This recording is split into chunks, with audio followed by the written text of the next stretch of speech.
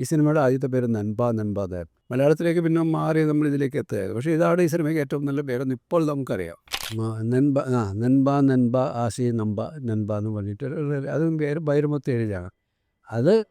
അതും ഞാൻ മലയാളത്തിലേക്ക് കൊണ്ടുവന്നു. ഞാൻ അറിയാതെ തന്നെ എൻ്റെ മറവത്തൂർ കടവിൻ്റെ സക്സസ് സെലിബ്രേഷൻ അവിടെ ഇവർ ഓർഗനൈസ് ചെയ്തു. അതിന് ചുക്കാൻ പിടിച്ചത് സുകുമാരി ചേച്ചിയോ. മണിക്ക് എന്താണ് നമ്പർ ഓഫ് ഐറ്റംസ് ഉണ്ട്. അപ്പോൾ അതിൽ നിന്ന് ഒരെണ്ണത്തെ നമ്മളിവിടെ ആശ്രയിട്ടൊക്കെ എടുത്തുന്നേ ഉള്ളൂ. സാറിൻ്റെ പ്രൊഡക്ഷൻ വഴിക്കും ഇന്ന് ഒരു ക്യാരക്ടർ ഉണ്ട് വന്ന് ചെയ്യുന്നൊന്നും നമ്മളൊന്നും ചോദിക്കില്ല, അങ്ങനെ തന്നെ പോവുക, ഈ അഭിനയിക്കുകയൊക്കെ ചെയ്യാം. എനിക്ക് വളരെ കംഫർട്ടബിളായിട്ട് തോന്നാൻ കാര്യം, നമ്മളൊരു സിറ്റുവേഷൻ പറഞ്ഞു കൊടുത്താൽ വിത്തിൻ സെക്കൻഡ്സ് അതിനൊരു ട്യൂൺ വന്നിരിക്കും. എനിക്ക് മൾട്ടിപ്പിൾ ചോയ്സസിലേക്ക് പോകേണ്ട കാര്യം വരത്തില്ല. രണ്ടാം ഭാഗത്തിൻ്റെ ഒരു വരവ് ആലോചനകളുണ്ട്. സമ്മർ ഇൻ ബെത്ലഹേം റീ റിലീസാണ്. അപ്പോൾ അതിൻ്റെ ആ ഒരു ആഘോഷത്തിൻ്റെ ഭാഗമായിട്ട് നമ്മുടെ കൂടെ ഇന്ന് ജോയിൻ ചെയ്യുന്നത് സിബി മൈൽ സാറുണ്ട്, അപ്പോൾ തന്നെ സിയാദ് കോക്കർ സാറുണ്ട്, ശ്രീജയ ചേച്ചിയുണ്ട്, നിവിയുണ്ട്. നമസ്കാരം. എനിക്ക് ഏറ്റവും ആദ്യം സാറിനോട് ചോദിക്കാനുള്ളത് ഈ സിനിമയുടെ കാസ്റ്റിങ്ങിനെ കുറിച്ചാണ്. അതായത് സാർ ആ സമയത്ത് വളരെ തിരക്കിട്ട് സിനിമകൾ ചെയ്യുന്ന, എന്താ പറയുക, ഹിറ്റുകൾ ഇങ്ങനെ ബാക്ക് ടു ബാക്ക് അടിച്ചുകൊണ്ടിരിക്കുന്ന ടൈമാണ്. എന്നാലും ഇവരെല്ലാവരെയും സാർ ഒരുമിച്ച് കൊണ്ടുവന്നില്ലേ? അപ്പോൾ കാസ്റ്റിംഗ് എത്രത്തോളം ബുദ്ധിമുട്ടായിരുന്നു, അല്ലെങ്കിൽ വളരെ ഈസി ആയിരുന്നു? എങ്ങനെയായിരുന്നു കാസ്റ്റിങ്ങിൻ്റെ കാര്യങ്ങൾ? ഇല്ല, കാസ്റ്റിംഗ് വളരെ ബുദ്ധിമുട്ടൊന്നും ഉണ്ടായിരുന്നില്ല. കാരണം ആ സമയത്ത് നമ്മൾ ഇവരുമായിട്ടൊക്കെ സിനിമകൾ ചെയ്തുകൊണ്ടിരിക്കുന്ന കാര്യം, സുരേഷായാലും ജയറാമായാലും മഞ്ജുവായാലും ഇതിന് തൊട്ട് മുമ്പ് മഞ്ജുവായിട്ട് ഞാൻ പ്രണയവർണ്ണങ്ങൾ കഴിഞ്ഞിട്ടുള്ള സിനിമയാണ് കളിവീട്. ഈ 2 സിനിമകളും കഴിഞ്ഞിട്ടാണ് മഞ്ജു ഈ സിനിമയിലേക്ക് വരുന്നത്. ജയറാമായിട്ട് ഒരുപാട് സിനിമകൾ ചെയ്തു, സുരേഷുമായിട്ടും ചെയ്തുകൊണ്ടിരിക്കുകയാണ്. അപ്പോൾ ഇവരൊക്കെ നമുക്ക് വളരെ ആക്സസിബിൾ ആയിട്ടുള്ള ആക്ടേഴ്സാണ്. പിന്നെ ലാലെന്ന് പറയുന്നത് ആ ലാസ്റ്റ് പിന്നീട് ഉണ്ടായ ഒരു ഡെവലപ്മെൻ്റ്. ഇനീഷ്യൽ ക്ലാസ്സിൽ ലാൽ ഉണ്ടായിരുന്നില്ലല്ലോ. ഓക്കെ. അല്ല, എന്നാലും ഞാൻ പറയണത് ഇവരുടെയൊക്കെ ടൈം ഈ പറഞ്ഞ പോലെ സാറ് വിളിച്ചാൽ സെറ്റാണ്, ഓടി വരും, എന്നാലും ഈ പറഞ്ഞ പോലെ വെയിറ്റ് ചെയ്യേണ്ടി വന്നിട്ടുണ്ടാവില്ല എന്നറിയാൻ വേണ്ടി ചോദിച്ചാണ്. ഇല്ല, അതാണ് ഞാൻ പറഞ്ഞത്. നമ്മളിത് ഒരു തമിഴ് പ്രോജക്റ്റായിട്ടാണല്ലോ തുടങ്ങി. ഞാനത് ചോദിക്കാതിരിക്കുമല്ലോ. അപ്പോൾ അതുകൊണ്ട് അതിലേക്ക് ജയറാമിനെയും മഞ്ജുവിനെ കാസ്റ്റ് ചെയ്തിരുന്നു. കുറേ ഡേറ്റ്സ് അവൈലബിൾ ആയിരുന്നു. ആ പ്രോജക്റ്റിന് വേണ്ടി അവരുടെ ഡേറ്റ് നമ്മൾ ബ്ലോക്ക് ചെയ്തിരുന്നു.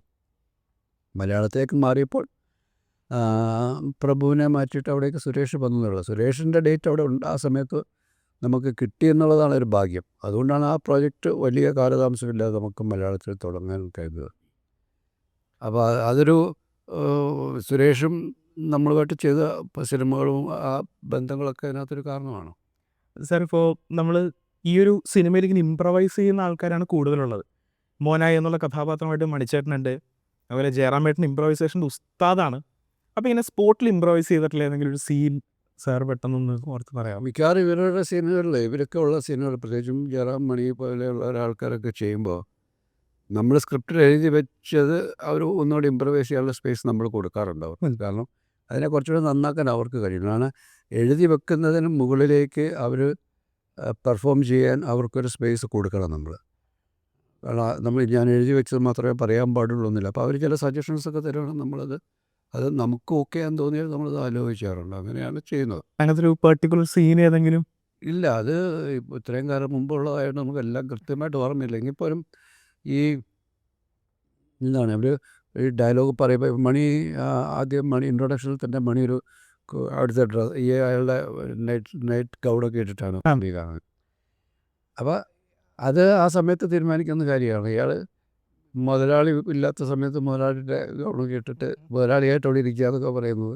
അപ്പം അത്രയും അവരൊക്കെ അങ്ങനെ ചില കാര്യങ്ങൾ അത് നമ്മുടെ സിനിമയ്ക്ക് ഗുണം ചെയ്യുന്നതാണെങ്കിൽ നമ്മളത് സ്വീകരിക്കാറുണ്ട്. സാർ, ഇപ്പോൾ സാറിലേക്ക് വന്നിട്ടുണ്ടെങ്കിലേ സാർ, ഈ പ്രൊഡ്യൂസർ എന്ന് പറയുമ്പോഴേക്കും ഡയറക്ടറിനേക്കാളും ഒരു പടി ടെൻഷൻ മുകളിലുണ്ടാവും എന്നുള്ളതാണ് ഞാൻ മനസ്സിലാക്കുന്നത്. പക്ഷേ സാറും സിവി സാറും തമ്മിലുള്ള ഒരു കമ്പനിയും അല്ലെങ്കിൽ നിങ്ങൾ തമ്മിലുള്ള കോംബോ ഒരുപാട് വന്നിട്ടുണ്ട്. അപ്പോൾ ഒരു ടെൻഷനേക്കാൾ കൂടുതൽ ശരിക്കും ഒരു ഗെറ്റ് ടുഗദർ ആയിരിക്കും ഈ സിനിമ എന്ന് ഞാൻ മനസ്സിലാക്കുന്നു. അപ്പോൾ അതുകൊണ്ട് തന്നെ ഓർത്തിരിക്കുന്ന 1-2 നല്ല നല്ല മൊമെൻറ്റുകൾ ഉണ്ടാവില്ലേ? അതായത് നിങ്ങൾ തമ്മിലുള്ളൊരു, ഞാനിപ്പോൾ നിങ്ങൾ പറഞ്ഞല്ലോ, ഗെറ്റ് ടുഗദറിൽ ഉപരിയായിട്ട് മനസ്സിലൊരിക്കലും പ്രതീക്ഷിക്കാത്ത മാതിരി ഒരു എക്സ്കർഷൻ മൂഡിൽ ഇവരെല്ലാവരും തന്നെ, സിബിയും മാത്രമല്ല, സിബിയുടെ ഫാമിലി അവിടെ ഉണ്ടായിരുന്നു, എൻ്റെ ഫാമിലി ഉണ്ടായിരുന്നു, ഇവരെല്ലാവരും തന്നെ, എൻ്റെ ആർട്ടിസ്റ്റ് ആണെങ്കിൽ എല്ലാവരും തന്നെ ഒരുമിച്ച് നിന്നുകൊണ്ട് അത് അപൂർവമായിട്ടാണ്. എനിക്ക് ഈ ഒരു വൺ ആൻഡ് ഓൺലി കാര്യമാണ് ഈ സമ്മർബത്തിലെന്ന് പറഞ്ഞ പടത്തിൽ. അതിനി ഉണ്ടാകാനും പോകുന്നില്ല. എന്നിട്ട് ഈ കാലഘട്ടത്തിൽ ബുദ്ധിമുട്ടാണ്. പിന്നെ അന്ന് ക്യാരവനില്ല. ഇത് കഴിഞ്ഞാൽ ഇമ്മീഡിയറ്റ് ആയിട്ട് അവിടെ പോയിരുന്ന് വേറെ വർത്താനം പറയലല്ല. ഇതെല്ലാവരും ഒരു സീൻ കഴിഞ്ഞ് കഴിഞ്ഞാൽ അല്ലെങ്കിൽ ഒരു ഷോട്ട് കഴിഞ്ഞ് കഴിഞ്ഞാൽ ഇമ്മീഡിയറ്റ് ആയിട്ട് എല്ലാവരും ഇവരൊക്കെ തമ്മിൽ തന്നെ വലിയ വിധത്തിലുള്ള എൻ്റർടൈൻമെൻറ്റ്സ്, മണിയുടെ കുറേ തമാശകൾ, ഇതെല്ലാമായിട്ട് ഒരു ആഘോഷപൂർണ്ണമായിട്ടുള്ള ഇതാണ് മറ്റേ സന്ദർഭങ്ങളാണ് മൊത്തം കാര്യങ്ങളിലും. പിന്നെ എനിക്ക് ഏറ്റവും കൂടുതൽ ത്രില്ലിംഗ് ആയിട്ട് ഇതിൽ ഫീൽ ചെയ്തൊരു കാര്യം, ഞാൻ ഓഫ് കോഴ്സ് ഇങ്ങനെ ഒരു പടം അല്ലെങ്കിൽ ആ സമയത്തൊരു പടം എന്ന് പറഞ്ഞാൽ ഇതിൽ വന്ന് ഭവിച്ചത്. അപ്പം ഞാൻ സിബിയായിട്ട് നേരത്തെ പറഞ്ഞിട്ടുണ്ട്, മറ്റേ ഞാൻ ഇതേമാതിരി മറവത്തൂർക്കാരാണെന്ന് പറഞ്ഞ പടത്തിൻ്റെ റിലീസിനെ സംബന്ധിച്ച് ഞാൻ ഉണ്ടാവില്ല സിബി, നിങ്ങൾ തുടങ്ങിക്കും. പലപ്പോഴും സിബി പല ഇൻ്റർവ്യൂസിലും പറഞ്ഞ ഒരു കാര്യം, ഞാൻ എന്തെങ്കിലും അങ്ങനെ ഒരു വിശ്വാസം പുള്ളിക്ക് കൊടുത്തു. ആകെ എൻ്റെ റെപ്രസെൻറ്റീവായിട്ട് ആകെ അവിടെ ഉള്ളത് എംബ്രേൻ എന്ന പടത്തിനേക്ക്. അത് സൗഹൃദത്തിൻ്റെ എന്തോ മനസ്സിൻ്റെ ഒരു ഐക്യം കൊണ്ട് ചിലപ്പോൾ ചിലവരെ നമുക്ക് മീറ്റ് ചെയ്യുമ്പോൾ ഫീൽ ചെയ്യുമല്ലോ. ഞങ്ങൾ രണ്ടുപേരും ഇതൊരു നല്ല സിനിമയാക്കണമെന്നല്ലാതെ അവിടെ ഈഗോയോ കാര്യങ്ങളോ ഒന്നും തന്നെ ഇല്ല. പിന്നെ ഞാൻ പറഞ്ഞ സുകുമാരി ചേച്ചി, അപ്പം ഞാൻ ഈ മറുവത്തൂർ കനവിൻ്റെ റിലീസ് കഴിഞ്ഞു വളരെ സന്തോഷത്തിലാണ് ഞാൻ ലൊക്കേഷനിൽ ചെല്ലുന്നത്. അപ്പോൾ പടം തുടങ്ങിക്കഴിഞ്ഞു, ആ ഫസ്റ്റ് സോങ്ങൊക്കെ ഷൂട്ട് ചെയ്യുന്ന ഒരു സിറ്റുവേഷനാണ്. അപ്പോൾ അന്ന് ഞാൻ അറിയാതെ തന്നെ എൻ്റെ മറവത്തൂർ കനവിൻ്റെ സക്സസ് സെലിബ്രേഷൻ അവിടെ ഇവർ ഓർഗനൈസ് ചെയ്തു.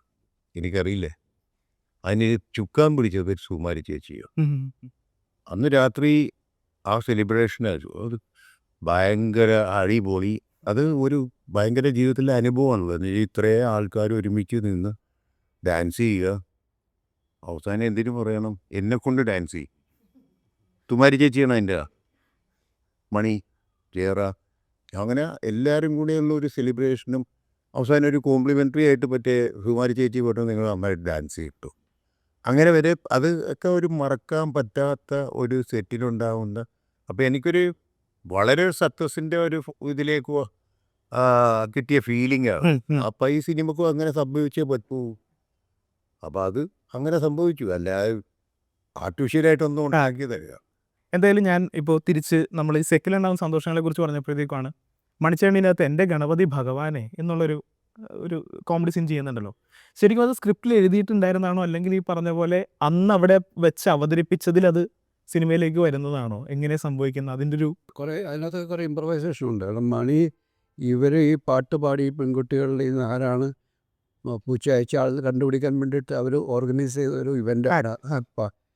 അപ്പോൾ പാട്ട് പാടാൻ മാത്രമാണ് അവർ ഉദ്ദേശിച്ചേക്കുന്നത്. എന്ത് പാട്ട് പാടാമെന്നൊക്കെയാണ് പറയുന്നത്. അപ്പോൾ അതിൻ്റെ ഇടയിലേക്ക് അതിനെ പൊളിക്കാൻ വേണ്ടിയിട്ട് മണി വരുന്നതാണ്. ആ മണിയെടുത്തൊരു പർട്ടിക്കുലറായിട്ടുള്ള മണിയുടെ ഒരു മെമിക്കറി അവിടെ പ്രസൻറ്റ് ചെയ്യുക എന്നുള്ളതായിരുന്നു. മണി ചെയ്ത് കണ്ടിട്ടുള്ള ഒരു ആക്റ്റൊക്കെ കണ്ടിട്ട് രഞ്ജിത്ത് അത് ചെയ്യാമെന്നങ്ങ് തീരുമാനിക്കുകയായിരുന്നു. മണി നമ്മൾ സ്ഥിരമായിട്ട് ചെയ്ത് നമ്മളെ മണിക്ക് എന്താണ് നമ്പർ ഓഫ് ഇത്ര ഐറ്റംസ് ഉണ്ട്. അപ്പോൾ അതിൽ നിന്ന് ഒരെണ്ണത്തെ നമ്മളിവിടെ ആശ്രയമായിട്ടൊക്കെ എടുത്തേ ഉള്ളൂ. ഇനിയിപ്പോൾ ചേച്ചിയിലേക്ക് വന്നിട്ടുണ്ടെങ്കിൽ, നമ്മൾ സാറിൻ്റെ കൂടെയാണ് ചേച്ചി ആദ്യത്തെ സിനിമ വരും കമലതളം വരുന്നത്. അത് കഴിഞ്ഞിട്ട് പിന്നെ എനിക്ക് ഇങ്ങോട്ട് തോന്നുന്നത് സാഗരം സാക്ഷി വന്നു. അതായിട്ട് കുറച്ച് ഗ്യാപ്പ് കഴിഞ്ഞിട്ടാണ് സാറിൻ്റെ കൂടെ ഈ ഒരു പ്രോജക്റ്റ് ചെയ്യുന്നല്ലോ. വീണ്ടും നമ്മൾ ഈ എന്താ പറഞ്ഞത്, പണ്ട് പഠിച്ചൊരു ടീച്ചറെ നമ്മൾ വിളിക്കില്ലേ, ഹലോ മോളെ വരൂ നമുക്കൊരു, അങ്ങനെ വിളിക്കില്ലേ? എന്തായാലും ശരിക്കും മനസ്സ് തോന്നിയത് സാറ് വീണ്ടും വിളിക്കുകയാണ് ഒരുപാട് വർഷം കഴിഞ്ഞിട്ട്. സാറിൻ്റെ കൂടെ ഏത് മൂവി ചെയ്യുമ്പോഴും നമ്മൾക്ക് പുറത്തുനിന്ന് ഒരാളുടെ മൂവി ചെയ്യണമല്ലേ, സാറിൻ്റെ പ്രൊഡക്ഷന് വിളിക്കും, ഇന്ന ഒരു ക്യാരക്ടർ ഉണ്ട് വന്ന് ചെയ്യുന്നു, നമ്മളൊന്നും ചോദിക്കില്ല, അങ്ങനെ തന്നെ പോവുക, ഈ അഭിനയിക്കുകയൊക്കെ ചെയ്യുക. സാറായിട്ട് വളരെ കംഫർട്ടബിൾ ആയിട്ടുള്ളൊരു എന്താ പറയുക ഒരു ജേർണിയാണ് എനിക്കുള്ളത്. ഞാൻ ആദ്യം പറഞ്ഞ പോലെ തന്നെ ഈ ഫിലിം ഫീൽഡിലേക്ക് ഇൻട്രൊഡ്യൂസ് ചെയ്തത് സാറാണ്. ആദ്യമായിട്ട് ഞാൻ ഒരു സിനിമ ഡയറക്ടറെ കാണുന്നത് സിബി സാറിനെയാണ്. ആദ്യമായിട്ട് താരങ്ങളെ കാണുന്നത് ലാലേട്ടൻ, വിനീത്, മോനിഷ, അങ്ങനെയുള്ള. അപ്പോൾ എനിക്ക് കമലതളം എന്ന് പറഞ്ഞു കഴിഞ്ഞാൽ എന്താ പറയുക, ഒരു വല്ലാത്തൊരു അനുഭവമാണ്. ഞാൻ അവിടെ പഠിച്ചുകൊണ്ടിരിക്കുന്ന സമയത്താണ് എൻ്റെ ഷൂട്ട്. അപ്പം ഞങ്ങൾക്ക് ഞങ്ങളുടെ കളറിൽ നിന്ന് ഭയങ്കര ഒരു ചേഞ്ചാണ് ആ ഷൂട്ടിന്. അവിടെ പോയി കുറേ സ്റ്റാർസിനെയൊക്കെ കാണാം, അവരുടെയൊക്കെ കുറച്ച് പിന്നിൽ നിന്നിട്ട് അങ്ങനെ എന്തെങ്കിലുമൊക്കെ ചെയ്യുക. അതൊക്കെ ഭയങ്കര എന്താ പറയുക, ഭയങ്കര നല്ല നല്ല മെമ്മറീസാണ്. അതിൽ കൂടെയാണ് എനിക്ക് സിനിമയിലേക്ക് ഒരു എത്തി. അല്ലെങ്കിൽ എനിക്ക് തോന്നുന്നില്ല ഞാൻ സിനിമയിൽ വരേണ്ട ഒരാളായിരുന്നു തോന്നുന്നു. സാറിന് ഇപ്പോൾ നമ്മൾ പാട്ടിൻ്റെ കാര്യങ്ങൾ പറഞ്ഞല്ലോ. അപ്പോൾ നമ്മൾ സാറും വിദ്യാജിയും കൂടി ഇതിന് മുന്നേയും ചെയ്തിട്ടുണ്ട്, പ്രോജക്റ്റുകൾ ചെയ്തിട്ടുണ്ട്. പക്ഷേ സാറിൻ്റെ ഒരു ഫിൽമോഗ്രഫി നോക്കിയിട്ടുണ്ടെങ്കിൽ സാറിന് വേണ്ടിയിട്ട് ഔസേപ്പച്ചൻ സാർ മ്യൂസിക് ചെയ്തിട്ടുണ്ട്, അല്ലെങ്കിൽ ജോൺസൺ മാഷ് മ്യൂസിക് ചെയ്തിട്ടുണ്ട്. ഇവരൊന്നും അടുപ്പിച്ചടുപ്പിച്ച സിനിമകളിൽ, അല്ലെങ്കിൽ സാർ എനിക്ക് തോന്നുന്നത് ഓരോ പ്രോജക്റ്റ് വെച്ചിട്ടാണ് ഡിസൈഡ് ചെയ്തും പോയിരിക്കുന്നതെന്ന് തോന്നുന്നു. അപ്പം എങ്ങനെയാണ് വിദ്യാജി തന്നെ ഈ പ്രോജക്റ്റ് ചെയ്യണം? ഇപ്പം ഇത്രയും ഹിറ്റാണല്ലോ. ഇപ്പോൾ ഒരു ജെൻസി കുട്ടിയുടെ പ്ലേലിസ്റ്റ് നമ്മൾ നോക്കിയിട്ടുണ്ടെങ്കിൽ നമുക്ക് അതിൻ്റെ അകത്ത് സംരംഭത്തിലെ പാട്ടുകൾ ഉറപ്പായിട്ടും കാണാൻ പറ്റും. എങ്ങനെയാണ് ആ ഒരു തീരുമാനം എടുക്കുന്നത്? വിദ്യ വേണം എനിക്ക്. അല്ല, അതിൻ്റെ കാരണം എന്ന് വെച്ചാൽ അതിന് തൊട്ട് മുമ്പ് ഞാൻ വിദ്യമായിട്ട് ചെയ്യുന്നത് പ്രണയവർണ്ണങ്ങളാണ്.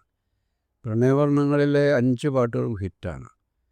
അപ്പോൾ അങ്ങനെ ഒരു സക്സസ്സിൽ നിൽക്കുമ്പോൾ എനിക്ക് വിദ്യ വളരെ കംഫർട്ടബിളായിട്ട് തോന്നാൻ കാര്യം, നമ്മളൊരു സിറ്റുവേഷൻ പറഞ്ഞു കൊടുത്താൽ വിത്തിൻ സെക്കൻഡ്സ് അതിനൊരു ട്യൂൺ വന്നിരിക്കും. എനിക്ക് മൾട്ടിപ്പിൾ ചോയ്സസിലേക്ക് പോകേണ്ട കാര്യം വരത്തില്ല. മിക്കവാറും ഫസ്റ്റ് ട്യൂൺ തന്നെ നമ്മൾ അക്സെപ്റ്റ് ചെയ്യാൻ സാധിക്കുന്ന രീതിയിൽ. ഇപ്പോൾ കണ്ണാടി കൂടുംകുട്ടി, അതിൻ്റെ അങ്ങനെ ഹാർമോണിയം എടുത്ത് വായിച്ചു തുടങ്ങുമ്പോൾ നമുക്കത് ഓക്കെ ആയി. ആ ഫസ്റ്റ് അതിൻ്റെ മെലഡി തുടങ്ങുമ്പോൾ തന്നെ ആ ഫസ്റ്റ് മെലഡി വായിച്ച് തീരുന്നതിന് മുമ്പ് തന്നെ ഗിരീഷ് ഒരു ഡമ്മി എഴുതി. അതാണ് കണ്ണാടി കൂടുന്നത്, ഡമ്മി എഴുതിയതാണ്. അത് തന്നെ പാട്ടായി മാറുകയാണ്. അത്രമാത്രം കംഫർട്ടബിളായിട്ട് നമ്മളെ കമ്മ്യൂണിക്കേറ്റ് ചെയ്യാൻ പറ്റുന്ന ഒരാളാണ്. പിന്നെ മെലഡി എന്ന് പറയുന്നത് നമുക്ക് ഗംഭീരമായ മെലഡികൾ തരുന്ന ആളാണ്. ഇപ്പം ഞാനതിന് മുമ്പ് ജോൺസൺ മാഷായിട്ടാണെങ്കിലും അല്ലെങ്കിൽ രവീന്ദ്രൻ മാഷായിട്ടൊക്കെ സിനിമകൾ ചെയ്തു. ഇത് കണ്ടിന്യൂസ് ആയിട്ട് ചെയ്ത ഒരാൾ പിന്നെ രവീന്ദ്രൻ മാഷാണ്. പ്രണവും സിനിമകൾ മാത്രം, അബ്ദുള്ളയും ഭരതവും കമലദളവും ഒക്കെ രവീന്ദ്രൻ മാഷ കൂടെയാണ്. അങ്ങനെ ഒരു തുടർച്ചയായിട്ട് പിന്നെ ചെയ്തയാൾ വിദ്യ തന്നെയാണ്. ഇതിന് ശേഷം തൊട്ടടുത്ത സിനിമ മുസ്താദും വിദ്യയായിട്ട് തന്നെ ചെയ്തു. അത് കഴിഞ്ഞ് തൊട്ടടുത്ത സിനിമ ദേവദൂതൻ വിദ്യയായിട്ട് ചെയ്തു. അപ്പം അങ്ങനൊരു എന്താണ്, നമ്മളൊരാളെ നമ്മളെ കൃത്യമായിട്ട് കമ്മ്യൂണിക്കേറ്റ് ചെയ്യാൻ പറ്റുന്ന ഒരു ടെക്നീഷ്യൻ ഉണ്ടെങ്കിൽ നമുക്കത് എളുപ്പമാണ്. ചിലപ്പോൾ ക്യാമറമാൻമാരായിരിക്കും നമ്മൾ കണ്ടിന്യൂസ് ആയിട്ട് ഇങ്ങനെ റിപ്പീറ്റ് ചെയ്യുന്നത്. അതൊരു കംഫർട്ട് സോണിൽ നിൽക്കാൻ നമ്മൾക്ക് പരസ്പരം കമ്മ്യൂണിക്കേറ്റ് ചെയ്യാൻ പറ്റുന്നൊരു കംഫർട്ട് സോൺ ഉണ്ടാകുന്നു എന്നുള്ളതാണ്. സാറിന് ഇപ്പോൾ നമ്മൾ തിരിച്ച് നിങ്ങളുടെ ഒരു കോംബോയിലേക്ക് വന്നിട്ടുണ്ടെങ്കിൽ, ഇപ്പോൾ നിങ്ങൾ അവസാനം ചെയ്ത സിനിമ എന്ന് വെച്ചിട്ടുണ്ടെങ്കിൽ അപൂർവരാഗമാണ് നിങ്ങൾ ഒരുമിച്ച് ചെയ്തത്. അപ്പോൾ എന്നാണ് ഇനി നിങ്ങളുടെ ഒരു കോംബോയിലൊരു പുതിയ കാസ്റ്റ്, പുതിയ സിനിമ നമുക്ക് ഇവനെ ഇങ്ങനെ വിടാൻ ഞാൻ തീരുമാനം വിടില്ല ഞാൻ. അപ്പോൾ എന്തായാലും ഇപ്പോൾ ഞങ്ങൾ കുറച്ച് സബ്ജക്ട്സ് ഇപ്പോൾ സംസാരിച്ചുകൊണ്ടിരിക്കുന്നുണ്ട്. എന്തായാലും നെക്സ്റ്റ് ഇയർ 26 ഒരു പ്രോജക്റ്റ്, നല്ലൊരു പ്രോജക്റ്റ് ഉണ്ടാവും എന്ന് തന്നെയാണ് എൻ്റെ വിശ്വാസം. എന്നുവെച്ചാൽ അത് ഇറങ്ങി തിരിച്ചിട്ടുണ്ട് ഞാൻ മനസ്സ് കൊണ്ടിട്ടും എല്ലാം. അപ്പോൾ അത് തീർച്ചയായിട്ടും അത് സംഭവിക്കും, അടുത്ത കൊല്ലം സംഭവിക്കും. സൂപ്പർ. നമുക്ക് മലയാളികൾക്ക് ഭയങ്കര നൊസ്റ്റാൾജിയുള്ള കുറേ പേരുകളൊന്നുമില്ല. നമുക്കിങ്ങനെ തിയേറ്ററിൽ ഇങ്ങനെ സിയാദ് കോക്കർ അല്ലെങ്കിൽ കോക്കേഴ്സ് പ്രൊഡക്ഷൻ എഴുതി കാണിക്കുമ്പോഴത്തേക്കും നമുക്ക് കിട്ടുന്നൊരു ഫീലുണ്ട്. ഞാനിപ്പോൾ പറയുമ്പോൾ തന്നെ അറിയുന്നുണ്ടാവും. അപ്പോൾ ആ ഒരു ഫീല് എന്താ പറയുക, നിങ്ങളുടെ രണ്ടിനും കോംബോ തിരിച്ചു വരുമെന്ന് പറഞ്ഞത് സൂപ്പർ എക്സൈറ്റ്. ഞങ്ങൾ ഒരുമിച്ച് തുടങ്ങിയവരാണ്. ഒരുമിച്ച് സിനിമ ചെയ്താലും ഒരുമിച്ച് സിനിമയിലെത്തിയ ഒരേ വർഷമാണ്. അദ്ദേഹത്തിൻ്റെ ആദ്യത്തെ സിനിമ കൂടും തേടിയാണ്. അത് 1985 എൻ്റെ ആദ്യത്തെ സിനിമ 1985 മുത്താരം കുന്നുയ. അപ്പോൾ സിനിമയിൽ ഞങ്ങൾക്ക് ഒരേ പ്രായമാണ്, 40 വർഷമാണ്. അപ്പോൾ പിന്നെന്താ പറയുക, ഒരു ഞാൻ നേരത്തെ പറഞ്ഞ പോലെ പരസ്പരം മനസ്സിലാക്കാൻ കഴിയുക, പരസ്പരം വിശ്വാസം ഉണ്ടാകാൻ മതി. ഇപ്പോൾ സിയാദ് ഈ പടത്തിൻ്റെ ആദ്യത്തെ 2 ആഴ്ച ലൊക്കേഷനിലില്ല. ഞങ്ങൾ ഒരുമിച്ച് ചെയ്ത ആദ്യത്തെ സിനിമയാണ് സമ്മർ. പക്ഷേ എന്നിട്ട് പോലും എന്നെ വിശ്വാസത്തിലെടുക്കാൻ സിയാദിന് കഴിഞ്ഞു എന്നുള്ളതാണ്. സിയാദിനും മറ്റേ പടത്തിൻ്റെ തിരക്കുകൾ കൊണ്ട് ഞാൻ 2 ആഴ്ച കഴിഞ്ഞ് വരും, നിങ്ങൾ തുടങ്ങിക്കോളൂ എന്ന് പറയാൻ ഒരു പ്രൊഡ്യൂസർ ധൈര്യം കാണിക്കുക എന്നുള്ളത് പറയുന്നത് നമ്മളിലുള്ള വിശ്വാസമാണ്. ഞാൻ ഒരുമിച്ച് സിനിമ ചെയ്തില്ലെങ്കിൽ പോലും ഇപ്പം അതിന് ഒരു 10 വർഷം മുമ്പ് എൻ്റെ അടുത്ത് സിനിമ ചെയ്യണമെന്ന് ആവശ്യപ്പെട്ട് വന്നയാളാണ്. അന്ന് എൻ്റെ തിരക്കുകൾ മൂലം അത് നടന്നില്ല. 10 വർഷത്തിന് ശേഷം നമ്മൾ ചെയ്യുമ്പോൾ അദ്ദേഹത്തിന് 88 എന്നെ സിനിമ ചെയ്യാൻ വേണ്ടി ആവശ്യപ്പെട്ട് വന്ന സമയത്ത് അദ്ദേഹത്തിന് എന്നെ ഒരു വിശ്വാസം ഉണ്ടെങ്കിൽ അവിടെ നമ്മളൊരു ടെക്നീഷ്യൻ, പ്രത്യേകിച്ച് ഒരു ഡയറക്ടറെ ഒരാൾ തീരുമാനിക്കുന്നത് അയാളുടെ കഴിവുകളും അയാളോടുള്ള വിശ്വാസവും കൊണ്ടാണല്ലോ. അപ്പോൾ അന്നുണ്ടായിരുന്ന ആ വിശ്വാസം 10 വർഷം കഴിഞ്ഞും ചെയ്യാൻ പോയിരുന്നില്ല. അതുകൊണ്ടാണ് എന്നെ ആദ്യത്തെ 2 ആഴ്ച അദ്ദേഹം പോലും ലൊക്കേഷനിൽ വരാതെ ചെയ്യാനുള്ളൊരു സ്വാതന്ത്ര്യത്തോടെ വിട്ടത്. എന്നെ മാത്രം വിശ്വസിച്ചുകൊണ്ട്, അതിൻ്റെ പ്രൊഡക്ഷൻ മാനേജറായിരുന്ന രഞ്ജിത്തിനെ മാത്രം വിശ്വസിച്ചുകൊണ്ട് പ്രോജക്റ്റിലേക്ക് അദ്ദേഹം ധൈര്യപൂർവ്വം ഇറങ്ങിയത്. തുടർന്നും ഞങ്ങളും ആവർത്തിച്ച് പിന്നെയും സിനിമകൾ ചെയ്തു. ഞാൻ ഏറ്റവും കൂടുതൽ സിനിമകൾ ഒരു പ്രൊഡ്യൂസർക്ക് വേണ്ടി ചെയ്തത് സിയാദിന് വേണ്ടിയാണ്. എല്ലാം സക്സസ് ആയിരുന്നല്ലോ, പക്ഷേ എല്ലാം നല്ല അറ്റംപ്റ്റുകളായിരുന്നു എന്നാണ്. ഇപ്പം ഏറ്റവും അവസാനം നമ്മൾ ചെയ്ത അപൂർവരാഗം പോലും സമയത്തിന് മുമ്പേ വന്ന ന്യൂ ജനറേഷൻ സിനിമയുടെ ഒരു ആദ്യത്തെ ശ്രേണിയിൽപ്പെട്ടൊരു സിനിമയാണത്. ന്യൂ ജനറേഷൻ സിനിമ എന്നൊക്കെ നമ്മൾ പറയുന്ന ഇത്തരം വിഷയങ്ങൾ ഇത്തരം എന്താണ് മേക്കിംഗ് സ്റ്റൈലുകളൊക്കെ വന്ന ഒരു രീതിയിലുള്ള സിനിമയാണ് പുതിയ ആർട്ടിസ്റ്റുകളൊക്കെ വെച്ചിട്ട്. അപ്പോൾ അതൊക്കെ എന്ത് പരീക്ഷണത്തിനും തയ്യാറായി കൂടെ നിൽക്കുന്നയാളാണ്. ദേവദൂതൻ പോലുള്ളൊരു സിനിമ ചെയ്യാൻ തയ്യാറാകുക എന്ന് പറയുന്നത് വലിയ ഒരു ഒരു ഒരു തീരുമാനമാണ്. കാരണം ഒരു കൺവെൻഷനലായിട്ടുള്ളൊരു പാറ്റേണിൽപ്പെട്ട ഒരു സിനിമയേ അല്ല അത് ഇത്ര കോസ്റ്റ് വരും എന്നൊക്കെ അറിയാം. പക്ഷേ ഇത് ഒരു ഡിഫറെൻറ്റ് സിനിമ ചെയ്യും. അതിനടുത്ത് ആ സിനിമ തുടങ്ങുമ്പോൾ പറയുന്നത് ഇവിടെ നമുക്ക് വ്യത്യസ്തമായിട്ടുള്ളൊരു സിനിമ ചെയ്യാൻ ഒരു വിഷയം ആലോചിക്കുന്നു. അപ്പോഴാണ് ഞാൻ ആദ്യം ചെയ്യാൻ വെച്ച സിനിമയുടെ കഥ പറയുന്നത്. പുള്ളി അതിനകത്ത് എന്താണ് പുള്ളി എക്സൈറ്റഡ് ആയിട്ട് നമ്മൾ അതിന് പുറകെ ഇറങ്ങുക. അതിൻ്റെ വിജയമോ പരാജയമൊന്നും അപ്പം നമ്മളെ ചിന്തിക്കുന്നില്ല. നമ്മളൊരു നല്ല പ്രോജക്റ്റ് ചെയ്യുക എന്നുള്ളതാണ്. അതിൽ ചിലപ്പോൾ വിജയിക്കും, ചിലപ്പോൾ അത് പരാജയപ്പെടും. എങ്കിൽ പോലും നമ്മൾ എപ്പോഴും അറ്റംപ്റ്റ് ചെയ്യുന്നത് ദ ബെസ്റ്റ് എന്താണ് നമ്മൾ ഇതിന് കൊടുക്കാൻ കഴിയുന്നത്, ഡിഫറൻ്റായിട്ട് എന്താ കൊടുക്കാൻ കഴിയുന്നതാണ്. എന്തായാലും നമ്മൾ തിരിച്ച് നിവിയയിലേക്ക് വന്നിട്ടുണ്ടെങ്കിൽ സത്യം പറയുന്ന ഒരാളാണ് രവിയേട്ടൻ. അന്ന് ആ സിനിമയിൽ ചോദിക്കുമ്പോഴൊക്കെ ചില സത്യങ്ങളൊക്കെ വെളിപ്പെടുത്തുന്നുണ്ടല്ലോ.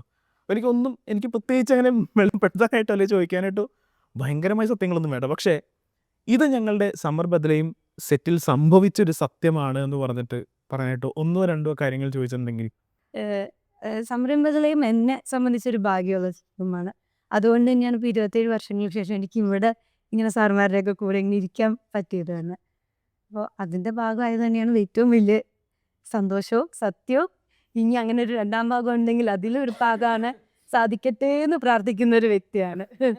സാർ, എല്ലാവർക്കും അറിയാണ്ടൊരു സംഗതി അത് തന്നെയാണ്. 2ാം ഭാഗത്തിൻ്റെ ഒരു വരവ് എന്തെങ്കിലും വെളിപ്പെടുത്താൻ പറ്റുമോ? ഇപ്പോൾ 2ാം ഭാഗം വരണമെങ്കിൽ 25 വർഷങ്ങൾക്ക് ശേഷം ഇവർക്കൊക്കെ മാറിയ പ്രായം കൊണ്ടോ രൂപം കൊണ്ടോ ഉള്ള മാറ്റമല്ല.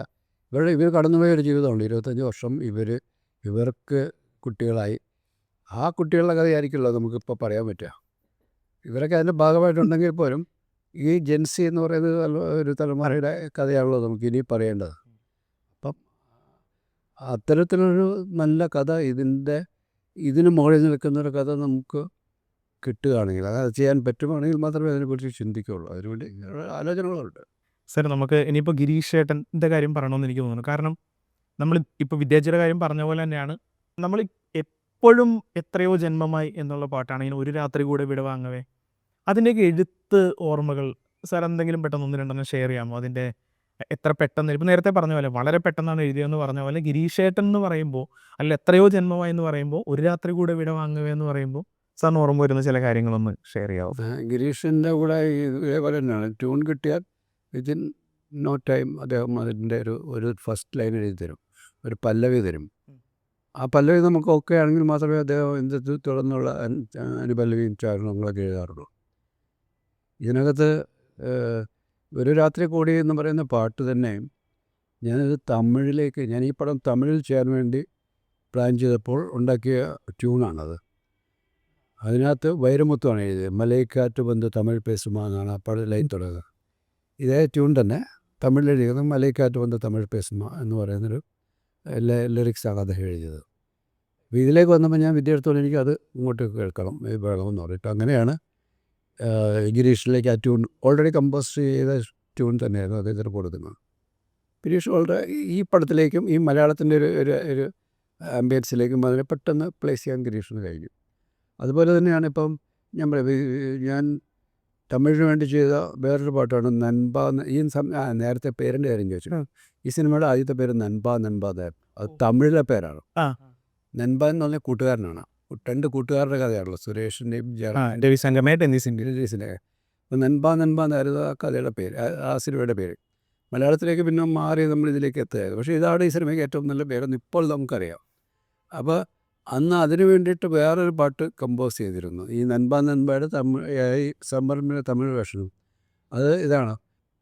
നൻപ ആസി നൻപ എന്ന് പറഞ്ഞിട്ട് അതും പേര് വൈരമുത്ത് എഴുതിയാണ്. അതും ഞാൻ മലയാളത്തിലേക്ക് കൊണ്ടുവന്നു. അതാണ് ദേവദൂതനിലെ പൂവേ പൂവേ പൂവേ. അത് വളരെ ഭയങ്കര ഇതുവരെ കേൾക്കാത്ത കഥകളാണ് അതൊക്കെ. സാറ് 2 പടങ്ങളിലായിട്ട് വിദ്യാസാഗറിൻ്റെ തമിഴിൽ എനിക്ക് വേണ്ടി ചെയ്ത പാട്ടുകൾ ഞാൻ ഇങ്ങോട്ടേക്ക് കൊണ്ടുവന്നിട്ടുണ്ട്. ശരിക്കും എനിക്ക് തോന്നുന്നത് അന്ന് ആ പ്രോജക്റ്റ് തമിഴിൽ വരാതെ മലയാളത്തിൽ വന്നത് നന്നായി എന്ന് ഞാൻ പറഞ്ഞാൽ തെറ്റാവുമോ? ഒരിക്കലും ഇല്ല, 100% ശരിയാണ്. ഞാൻ ഈ അന്യഭാഷകളിൽ ഇപ്പോൾ ഈ സിനിമ ചെയ്യാൻ മടിച്ചുകൊണ്ടിരുന്നൊരു കാരണം, ഒരുപാട് ഓഫേഴ്സ് തമിഴിൽ നിന്ന് അവിടെ നിന്നൊക്കെ വരുമ്പോൾ ഞാനത് എൻ്റെ ഒരു കൺസേൺ എന്ന് പറയുന്നത് എനിക്കറിയാൻ മേലാത്ത കൾച്ചറും ഭാഷയും വരുമ്പോൾ എനിക്കത് ബുദ്ധിമുട്ടാണ്. മറ്റു നമ്മുടെ ആൾക്കാരൊക്കെ മറ്റ് ഭാഷകൾ ഇന്ത്യയിൽ അവിടെയൊക്കെ പോയി ചെയ്യുന്നുണ്ട്, അവർ കംഫർട്ടബിൾ ആയിരിക്കും. പക്ഷേ എനിക്ക് അത്ര കംഫർട്ടബിൾ ആയിരിക്കും. ഞാനിതിനു മുമ്പ് തമിഴിൽ നിന്ന് എനിക്ക് വന്നൊരു ഓഫർ ഒഴിവാക്കേണ്ടി വന്നത് ഗുണ എന്ന് പറയുന്ന സിനിമയാണ്. ഗുണയല്ല, ഗുണയ്ക്ക് വേണ്ടിയിട്ടല്ല എന്നെ വിളിച്ചത്, അദ്ദേഹം തനിയാവർത്തനം റീമേക്കാൻ വേണ്ടിയിട്ടാണ് കമൽ എന്നെ വിളിക്കുന്നത്. പക്ഷേ അത് കഴിഞ്ഞ് പിന്നെ അതിൽ നിന്ന് ഡെവലപ്പ് ചെയ്ത് ഒന്ന് ഗുണയിലേക്ക് എത്തി. ഒരു എക്സെൻട്രിക് ക്യാരക്ടറാണ് ചെയ്യേണ്ടതെന്നൊക്കെ പറഞ്ഞ് അങ്ങനെ വന്നതാണ്. പക്ഷേ ഗുണയെ കുറച്ച് കഴിയുമ്പോൾ എനിക്ക് ആ ഒരു എനിക്ക് കംഫർട്ടബിളായി തോന്നിയില്ല. അങ്ങനെ ആ പ്രോജക്റ്റിൽ നിന്ന് മാറേണ്ടി വന്നു. അതുകൊണ്ട് നമുക്ക് ഏറ്റവും കംഫർട്ടബിളായിട്ടുള്ള എവിടെയാണോ അവിടെ നിന്ന് സിനിമകൾ ചെയ്യാനാണ് എനിക്കിഷ്ടം. അതുകൊണ്ട് തന്നെ ഇത് തമിഴിൽ ചെയ്തിരുന്നെങ്കിൽ ഇത്രയും നന്നാകുമായിരുന്നു, അല്ലെങ്കിൽ ഇപ്പോൾ നമ്മൾ കാണുന്ന രീതിയിലുള്ളൊരു വൈബോ ഒരു റിസപ്ഷനോ ഈ സിനിമയ്ക്ക് കിട്ടുമായിരുന്നു എന്ന് എനിക്കറിയില്ല. ചിലപ്പോൾ നിരഞ്ജൻ തന്നെ ഉണ്ടാകില്ല. അതെ, ചിലപ്പോൾ അതും ഉണ്ടാവില്ല. ഞാൻ എന്തായാലും സാർ ഇപ്പോൾ തനിയാവർത്തനത്തിൻ്റെ കാര്യം പറഞ്ഞതുകൊണ്ട് ഞാൻ ചോദിച്ചുവാണ്. നമ്മൾ സതയം എന്നുള്ള സിനിമ ഇപ്പോൾ ലാലേട്ടന് ദാദാ സാഹിബ് ഫാൽക്കെ അവാർഡ് കിട്ടിയപ്പോൾ ഏറ്റവും കൂടുതൽ എടുത്തു പറഞ്ഞ വേഷങ്ങളിലൊന്ന് സതയത്തിലെ വേഷം കൂടിയാണ്. അപ്പോൾ അത് ആ ഒരു അവസാനത്തെ രംഗങ്ങൾ ഷൂട്ട് ചെയ്തപ്പോഴേക്കും ഞാൻ കേട്ടിട്ടുണ്ട് ജയിലിൽ വെച്ചിട്ട് ഓഫീസേഴ്സ് വരെയും കരഞ്ഞിട്ടുണ്ട് എന്ന് കേട്ടിട്ടുണ്ട്. അത് ലാലേട്ടൻ്റെ പ്രകടനം കണ്ടിട്ട് അതിൻ്റെ അകത്ത് ഓഫീസർ ചോദിച്ചു എന്ന് പറഞ്ഞ് ലാല് കുറ്റമൊന്നും ചെയ്തിട്ടില്ലല്ലോ, പിന്നെ ലാലിനെ ഇങ്ങനെയൊക്കെ ചെയ്യണേ ചോദിച്ചിട്ടുണ്ടെന്ന് കേട്ടിട്ടുണ്ട്. അപ്പോൾ ശരിക്കും ആ ഒരു സീൻ എങ്ങനെയായിരുന്നു സാർ? അവിടെ ആ ഒരു ജയിലിൽ ഷൂട്ട് നടക്കുന്നതും എങ്ങനെയായിരുന്നു സംഭവിച്ചത്? ജയിലിലെ ഷൂട്ടിനേക്കാളും ഇപ്പോൾ ജയിലിലേക്കും ലാലിനെ ഹാങ് ചെയ്യാൻ കൊണ്ടുപോകുന്നതാണ് അതിൻ്റെ ക്ലൈമാക്സ്. അതിൻ്റെ ഒരു അവസരം കേട്ടപ്പോഴും അദ്ദേഹത്തിൻ്റെ മുഖം മറച്ചിരിക്കുക കറുത്ത തുണിയിട്ടിട്ട്. പക്ഷേ അതിനേക്കാൾ കൂടുതൽ ഇൻറ്റൻസ് ആയിട്ടുള്ള ഒരുപാട് സീനുകൾ ആ സിനിമയിലുണ്ട്. ജയിലിലായാലും പുറത്തായാലും, ഈ പ്രത്യേകിച്ച് കുട്ടികളെ കൊല്ലുന്ന സീനൊക്കെ, അതാണ് one of the most intense scenes I have ever shot. ഞാൻ എൻ്റെ കരിയറിൽ ഏറ്റവും ശ്രദ്ധാപൂർവം ചെയ്ത, ഏറ്റവും എഫേർട്ട് എടുത്ത് ചെയ്ത സീൻ അത് തന്നെയാണ്. ഈ കുട്ടികളെ കൊല്ലുന്ന 4 നൈറ്റ് കണ്ടിന്യൂസ് ആയിട്ട്. സാധാരണ നമ്മൾ സിനിമകൾ റാൻഡമായിട്ടൊക്കെ ഷൂട്ട് ചെയ്യും, അതായത് ഷോട്ടുകളുടെ ഓർഡറിലൊന്നും ആയിരിക്കും. പക്ഷേ ഇതെനിക്ക് അങ്ങനെ ചെയ്യാൻ പറ്റാത്തൊരു സീനാണ്. അതിൻ്റെ ഒരു കൃത്യമായ ഓർഡറിൽ തന്നെ ചെയ്തത്. അതിന് കാരണം ആക്ടറിൻ്റെ ഒരു ഇമോഷണൽ ഗ്രാഫ് അതിനകത്ത് കയറി വരണം. ഇയാളൊരു നോർമാലിറ്റിയിൽ നിന്ന് അബ്നോർമാലിറ്റിയിലേക്ക് പോയി ഒരു എക്സെൻട്രിസിറ്റിയിലേക്ക് പോകുന്നൊരു ട്രാവലുണ്ട് ഈ ക്യാരക്ടറിന്. അപ്പോൾ അയാളെ ആ കൂട്ടത്തിൽ കൊണ്ടുപോകാൻ വേണ്ടിയിട്ട് ഞാൻ ആ ഷോട്ടുകൾ ഓർഡറിൽ തന്നെയാണ് ചെയ്തത്. അത് ഞാൻ ക്യാമറമാനോടൊക്കെ ക്യാമറമാർക്കൊക്കെ ഒരു സെറ്റ് ഒരു പർട്ടിക്കുലർ ആംഗിൾ ഷൂട്ട് ചെയ്ത് പോകുന്ന രീതിയാണ് ഞാൻ സാധാരണ ചെയ്തത്. എനിക്ക് പൂർണ്ണമായ ധാരണയുള്ളതുകൊണ്ട് എനിക്കത് ചെയ്യാൻ പറ്റുമായിരുന്നു. പക്ഷേ ക്യാമറമാന്മാരെ സംബന്ധിച്ചിടത്തോളം അവർക്ക് ഈ ഓരോ പ്രാവശ്യം ലൈറ്റ് മാറ്റി വെക്കുക, പിടിക്കുക, ഓരോ ഷൂട്ടിങ്. ഞാൻ പറയും, ഈ സിനിമ നിങ്ങൾ സ്ട്രെയിൻ എടുക്കണം, കാരണം ഇത് ഇങ്ങനെ എനിക്ക് ഷൂട്ട് ചെയ്താലേ എനിക്കും സിനിമയ്ക്കും ആക്ടർക്കും കംഫർട്ടബിൾ ആകത്തുള്ളൂ. അപ്പോൾ അത്തരം ഒരുപാട് എഫേർട്ട് എടുത്ത് ചെയ്തൊരു സിനിമ. എൻ്റെ കരിയറിലെ ഏറ്റവും ബെസ്റ്റ് സിനിമ സതയമാണെന്നാണ് ഞാൻ ഇന്നും വിശ്വസിക്കുന്നത്. മോഹൻലാലിൻ്റെ കരിയറിലെ ഏറ്റവും ബെസ്റ്റ് പെർഫോമൻസും അത് തന്നെയാണ്. അതിന് ബ്രേക്ക് ചെയ്യുന്നൊരു പെർഫോമൻസ് ലാലിന് നമുക്ക് എടുത്ത് പറയാം. ഒരുപാടുണ്ട് ലാലിൻ്റെ. പക്ഷേ ദ ബെസ്റ്റ് എന്ന് പറയുന്നത് ഞാൻ എപ്പോഴും റേറ്റ് ചെയ്യുന്നത് സതയത്തെയാണ്. എൻ്റെയും ദ ബെസ്റ്റ് സതയം തന്നെയാണ്. അതിന് അംഗീകാരം കിട്ടാതെ പോയി ലാലിനോ എനിക്കോ ആർക്കും അംഗീകാരം കിട്ടും. നാഷണൽ അവാർഡ് അദ്ദേഹത്തിന് കിട്ടേണ്ട സിനിമയായിരുന്നു, അത് കിട്ടിയില്ല. എനിക്ക് ഒരു റെക്കഗ്നേഷനും കിട്ടിയില്ല.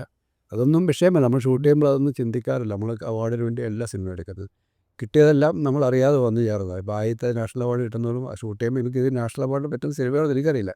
ഞാൻ നമ്മുടെ മുമ്പിൽ വന്നൊരു കഥ, ഇഷ്ടപ്പെട്ട ഒരു കഥ ചെയ്യുന്നത്. അപ്പം അതൊന്നും നമ്മുടെ വിഷയമല്ല, ഒരു അംഗീകാരമോ അല്ലെങ്കിൽ അവാർഡുകളോ ഒന്നുമല്ല.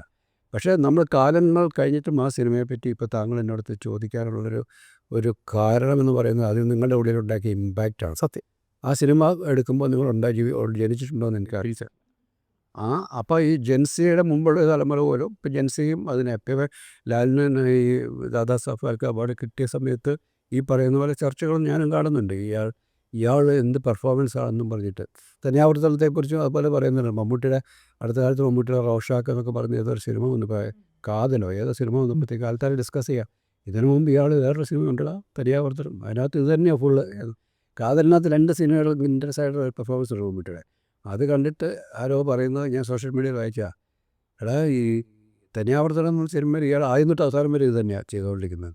അപ്പോൾ അതൊക്കെ ഈ കാലം നമ്മൾ 10-35 വർഷങ്ങൾക്ക് മുമ്പ് ചെയ്തു വെച്ച സിനിമകൾ, കഥാപാത്രങ്ങൾ, ഇവർ പെർഫോം ചെയ്ത കഥാപാത്രങ്ങൾ, അതൊക്കെ ഇന്നും ആൾക്കാരെ അവരുടെ ഡിസ്കഷൻ ലൈവായിട്ട് നിർത്തുന്നുണ്ടെങ്കിൽ അത് ചെയ്തു വെച്ച ആക്ടറിൻ്റെ, അത് എഴുതിയ എഴുത്തുകാരൻ്റെ ഒക്കെയും വലിയ കോൺട്രിബ്യൂഷൻ അതിനകത്തുണ്ട്. അപ്പോൾ ഇതൊന്നും നമ്മൾ തിയേറ്ററുകളിൽ കണ്ട് മറന്നു പോകുന്ന സിനിമകളല്ലല്ലോ, നമ്മുടെ കൂടെ ജീവിതത്തിൻ്റെ ഭാഗമായിട്ട് സഞ്ചരിക്കുന്ന സിനിമകളാണ്. സത്യം സാർ ഇപ്പോൾ തനിയാവർത്തനം എന്ന് പറഞ്ഞപ്പോൾ എൻ്റെ മനസ്സിൽ ഓർമ്മ വന്ന സീൻ എന്ന് വെച്ചിട്ടുണ്ടെങ്കിൽ സഹോദരിയെ പെണ്ണ് കാണാൻ വരുന്ന സീനില്ല. അപ്പോൾ അടുത്ത വീട്ടിലെ ആളാ എന്ന് മുകേഷ് ഏട്ടൻ പറയുന്നുണ്ടല്ലോ, അതിൻ്റെ അകത്തൊക്കെ മമ്മൂക്ക എന്താ പറയുക, എങ്ങനെ ഇത് എക്സ്പ്രസ് ചെയ്യേണ്ടതെന്ന് അറിയില്ല, മമ്മൂക്ക തിരിഞ്ഞങ്ങ് പോകുന്നൊരു സീനുണ്ടല്ലോ, അതൊക്കെ ഈ പറഞ്ഞ പോലെ നമുക്ക് കിട്ടിയ മുത്തുകളാണെന്ന് നമുക്ക് പറയേണ്ടി വരും. എനിക്കത് മമ്മൂട്ടി ഒരു 35 ഉള്ള സമയം, മമ്മൂട്ടിയുടെയൊക്കെ പ്രായം. ആ സമയത്താണ് ചെയ്യുന്നതൊക്കെ വേലച്ചേക്ക്. എന്തായാലും നമുക്ക് ഈ ഒരു സംസാരം ഇങ്ങനെ നമ്മൾ സമരം ബദ്ലഹീമിൻ്റെ ആ ഒരു റീ റിലീസുമായിട്ട് അനുബന്ധിച്ച് ഇങ്ങനെ വരുന്നതുകൊണ്ട് നമുക്ക് ഒരു എന്താ പറയുക, നമുക്ക് ഈ ഒരു വൈൻഡപ്പ് ചെയ്യുന്നതിന് തൊട്ട് മുന്നേ സുകുമാരിയമ്മയെക്കുറിച്ച് പറയണം എന്ന് എനിക്ക് തോന്നുന്നു.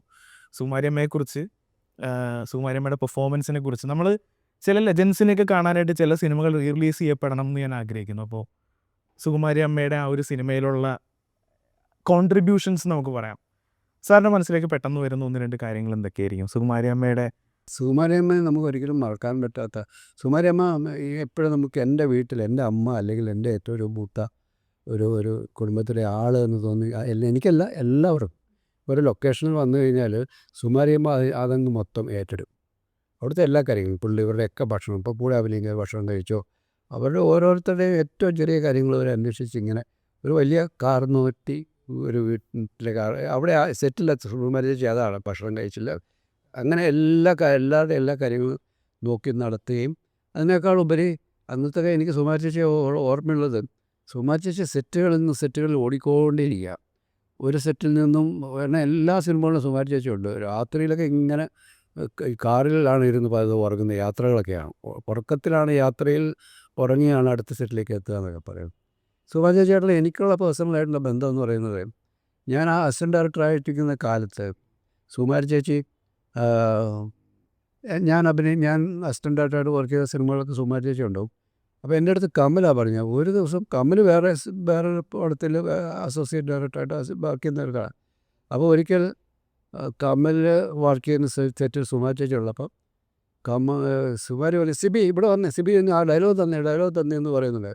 അപ്പോൾ കമൽ വെച്ചാൽ ആരെയാണ് വിളിക്കുന്നത്, കമൽ ചുറ്റുണ്ടാവും, സിബി വാ, അത് എനിക്ക് ഡയലോഗ് കിട്ടില്ല എന്ന് പറയുമ്പോഴത്തേക്ക് ചേച്ചി ആരെയാണ് വിളിക്കുന്നത്, ഓ സെറ്റിപ്പോൾ ഞാനിപ്പം മറ്റേ നവോദയയുടെ ലൊക്കേഷൻ വന്നാൽ അവിടെ സിബി എന്നും പറഞ്ഞൊരാളുണ്ട്, അയാളെ അന്ന് ചോദിച്ചവിടെ. അപ്പോൾ ആരാ സിബി എന്താണെന്ന് ചോദിച്ചപ്പോഴത്തേക്കാണ് സുകുമാരി ചേച്ചിയാണ് കമലിൻ്റെ അടുത്ത് എന്നെപ്പറ്റി പറയുന്നത്. പിന്നീട് എന്നെ അന്വേഷിച്ച് നിർമ്മാതാക്കൾ വരാൻ തുടങ്ങുന്നുണ്ട്. എനിക്ക് ആരെയും അറിയില്ല, എനിക്ക് നവോദയയ്ക്ക് പുറത്തൊരു ആരെയും അറിയില്ല. പക്ഷേ എന്നെ അന്വേഷിച്ച് പുതിയ നിർമ്മാതാക്കൾ വരാൻ തുടങ്ങുന്നത് പിന്നെ ഞാൻ മനസ്സിലാക്കുന്നത്, ഇതുപോലെ സുകുമാരി ചേച്ചി പോലുള്ള ആൾക്കാരൊക്കെ നമ്മളെക്കുറിച്ച് പറഞ്ഞു കേട്ടിട്ട് അവിടെ ഇങ്ങനെ ഒരാളുണ്ട് കൊള്ളാം എന്നൊക്കെ പറയുന്ന സംസാരങ്ങളിൽ നിന്നാണ് നമ്മളിലേക്ക് ആൾക്കാരെത്തുന്നത്. സുകുമാരി ചേച്ചി അത്രമാത്രം എല്ലാവരെയും പറ്റി കൺസേൺഡാണ്. ഇപ്പോൾ നമ്മുടെ അടുത്തൊക്കെ പറയും, മോനെ ആ കുട്ടി നന്നായിട്ട് അഭിനയിക്കും, എന്തെങ്കിലും വിഷമുണ്ടെങ്കിൽ കൊടുക്കണേ. സുകുമാരി ചേച്ചിക്ക് പറയേണ്ട ഒരു കാര്യമില്ല, ഒരാൾക്ക് വേണ്ടി റെക്കമെൻഡ് ചെയ്യുക, എല്ലാവരും സഹായിക്കുക എന്നുള്ള, ഇവർക്കൊക്കെ അറിയാം ലൊക്കേഷനിൽ നമ്മുടെ. ഞങ്ങൾ മാത്രമല്ല, ഞങ്ങളുടെ പാരൻസിന് എന്തെങ്കിലും വയ്യാണ്ട് വന്നാൽ അപ്പോൾ ആൻറ്റിയുടെ ഉണ്ടാവും, അമ്മയുടെ ഉണ്ടാവും, എല്ലാ മരുന്നുകളും കഴിക്കുന്ന സ്റ്റോക്ക് ഉണ്ടാവും, കൊടുക്കും. അത് അപ്പം തന്നെ കഴിച്ചോ, അത് ചോദിക്കും. റൂമിലേക്കാണെങ്കിലും കോള് വരും, നൈറ്റ് ആണെങ്കിലും വരും, നിൻ്റെ അമ്മയ്ക്ക് മാറിയോ, എങ്ങനെയുണ്ട് എന്നപ്പോൾ വിളിക്കും അമ്മ. അതേപോലെ ജനാർദ്ദന അങ്കിളും അതെ, അങ്കിളും ഭയങ്കര എല്ലാവരെയും കെയറിങ് ആയിരുന്നു. അതായത് ഇത്രയും 12 പെൺകുട്ടികളെ കെയർ ചെയ്യുന്ന ആ ഒരു ഗ്രാൻഡ് ഫാദറിൻ്റെ എല്ലാ ഇതും എടുത്തിട്ട് ഞാൻ അങ്കിളും ഞങ്ങളെ കെയർ ചെയ്തുകൊണ്ടിരുന്നത്. ശരിക്കും ഒരു കുടുംബ മീറ്റിംഗ് ആണ് സംഭവിച്ചത് അല്ലേ? ആ കുടുംബ മീറ്റിങ്ങിലേക്ക് ഞങ്ങളെല്ലാവരും ഒരിക്കൽ കൂടി എത്തുകയാണ്. ഞങ്ങൾ ആവേശത്തോടെ കാത്തിരിക്കുകയാണ് ആ കുടുംബ മീറ്റിങ്ങിന് വേണ്ടി. ആ കുടുംബ മീറ്റിംഗ് നടന്ന ലൊക്കേഷൻ, അതും കൂടി ലൊക്കേഷൻ രണ്ടും കൂടി പറഞ്ഞിട്ട് നമുക്ക് വൈൻഡപ്പ് ചെയ്യാൻ തോന്നുന്നു. കാരണം സമരം ബദലീമിനെ പറ്റി ചോദിച്ചിട്ടുണ്ടെങ്കിൽ തീരില്ല, പക്ഷേ അതും കൂടി പറഞ്ഞിട്ട് നമുക്ക് വൈൻഡപ്പ് ചെയ്യാൻ പോകുന്നു. അപ്പോൾ ആ ലൊക്കേഷൻ എന്ന് പറയുന്നത് ഊട്ടിയാണല്ലോ, നമ്മളുടെ സാധാരണ ഒരുപാട് സിനിമകൾ ഷൂട്ട് ചെയ്ത സ്ഥലമാണ്. പക്ഷേ അതുകൊണ്ട് തന്നെ ആൾക്കാർക്ക് അവിടുത്തെ പല ലൊക്കേഷനുകളും പരിചിതമാണ്, സ്ഥിരം ലൊക്കേഷനുകളുണ്ട്. ഞാൻ കഴിയുന്നതും അത്തരം ലൊക്കേഷനുകൾ അവോയ്ഡ് ചെയ്യാൻ ശ്രമിച്ചു, പുതിയ സ്ഥലങ്ങൾ കണ്ടെത്താൻ ശ്രമിച്ചു. അത് ഇച്ചിരി സ്ട്രെയിനുണ്ട്, കാരണം ഒരുപാട് ദൂരം ഉള്ളിലേക്കൊക്കെ പോയി നമ്മൾ. അപ്പം സാധാരണ ആൾക്കാർ ഒരുപാട് ദൂരം പോയി 2 മണിക്കൂറൊക്കെ ട്രാവൽ ചെയ്ത് പോകുമ്പോഴത്തേക്ക് ഷൂട്ടിംഗ് സമയം കുറയും. നമ്മൾ ഇത്രയും ട്രാവൽ ചെയ്ത് അവിടെ ചെന്ന് ഷൂട്ട് ചെയ്ത് പിന്നെ തിരിച്ച് വരിക എന്ന് പറഞ്ഞാൽ സ്ട്രെയിനൊക്കെ ഉണ്ടാകും. ഈ പോകുന്നിടത്തൊന്നും ഒരു കെട്ടിടം പോലും ഉണ്ടാകത്തില്ല, ഒരു ടോയ്ലറ്റോ അങ്ങനെ ഒന്നും ഒരു സൗകര്യമില്ല. ഇന്നത്തെ കാലത്തെ പോലെ കാരവാനില്ല, പ്രത്യേകിച്ച് പെൺകുട്ടികൾക്ക് അവിടെ ചെന്ന് കഴിഞ്ഞാൽ അതിനുള്ളൊരു കൺവീനിയൻസ് ഒന്നും ഇല്ലാത്തൊരു സാഹചര്യമാണ്. എങ്കിൽ പോലും നമ്മളൊരു നല്ല പ്രോജക്റ്റിന് വേണ്ടിയിട്ട് നമ്മൾ എഫേർട്ട് എടുക്കുന്നതാണ് ഇതിനൊക്കെ. അപ്പോൾ അത്തരത്തിൽ നമുക്ക് കിട്ടാവുന്ന ഏറ്റവും പുതിയ ലൊക്കേഷനുകൾ നമ്മൾ തപ്പിയെടുത്ത് അത് കണ്ടെത്തി ചെയ്യുന്നതാണ്. ഇപ്പോൾ ആ വീട് മുമ്പ് സിനിമകളൊക്കെ വന്നിട്ടുണ്ടാവാം, പക്ഷേ അത് അങ്ങനെ അല്ലാത്ത അതിൻ്റെ ഒരു ആംഗിളിലേക്ക് അതിനെ കൊണ്ടുവരിക, അതിനെ മാറ്റിയെടുക്കുക, അതിൻ്റെ പുറത്തൊരു ക്ലാസ് ഹൗസ് ഉണ്ടാക്കുക, അതിനിപ്പുറത്തും ഓൾറെഡി അവിടെ വേറെ ഹിന്ദി സിനിമയ്ക്ക് ഷൂട്ട് ചെയ്തിട്ട് ഔട്ട് ഹൗസ് എന്ന് പറയുന്നത് അതാണ്. അപ്പം അതിനെ അങ്ങ് മാറ്റിയിടുക. നല്ല എഫേർട്ട്, ആർട്ട് ഡയറക്ടറുടെ നല്ല എഫേർട്ടുണ്ട് അതിനകത്ത്. ക്യാമറാമാൻ്റെ ഭയങ്കര കോൺട്രിബ്യൂഷൻ ഉണ്ട്. എല്ലാ ഫാക്ടേഴ്സ്, കോസ്റ്റ്യൂമുകൾ എല്ലാവരും കൂടെ ഒന്നിച്ചൊരു ഒരു വലിയ പോസിറ്റീവായിട്ടുള്ള ഒരു ഇൻപുട്ട് അതിലേക്ക് കൊണ്ടുവരുമ്പോഴാണ് ഇത്തരത്തിലുള്ള മനോഹരമായ സിനിമകൾ ഉണ്ടാകുന്നത്. സൂപ്പർ. എന്തായാലും ഞങ്ങളെല്ലാവരും വളരെ എക്സൈറ്റഡ് ആണ്. ഈ പറഞ്ഞ പോലെ ആ കുടുംബ മീറ്റിങ്ങിലേക്ക് ഈ പറഞ്ഞ പോലെ ഞങ്ങളും വന്നോട്ടെ എന്ന് ഞങ്ങൾ ചോദിച്ച് ഞങ്ങൾ വരാൻ വേണ്ടി കാത്തിരിക്കുകയാണ്. അപ്പോൾ ഡിസംബർ 12 എല്ലാവരും വന്നു. അപ്പോൾ എന്തായാലും അതിനുവേണ്ടി ഞങ്ങളെല്ലാവരും കാത്തിരിക്കുന്നു. 12 തീയതി ഒന്നാവട്ടെ എന്നുള്ളതാണ് ഞങ്ങളെല്ലാവരും കാത്തിരിപ്പ്. Thank you so much. ഒരുപാട് കാര്യങ്ങൾ ഇപ്പോൾ ഈ പറഞ്ഞ പോലെ പുതിയതായിട്ടുള്ള ഒരുപാട് കാര്യങ്ങൾ വെളിപ്പെടുത്തിയ അല്ലെ ഒരു സംസാരം കൂടി നടന്നതിൽ ഒരുപാട് സന്തോഷം. Thank you.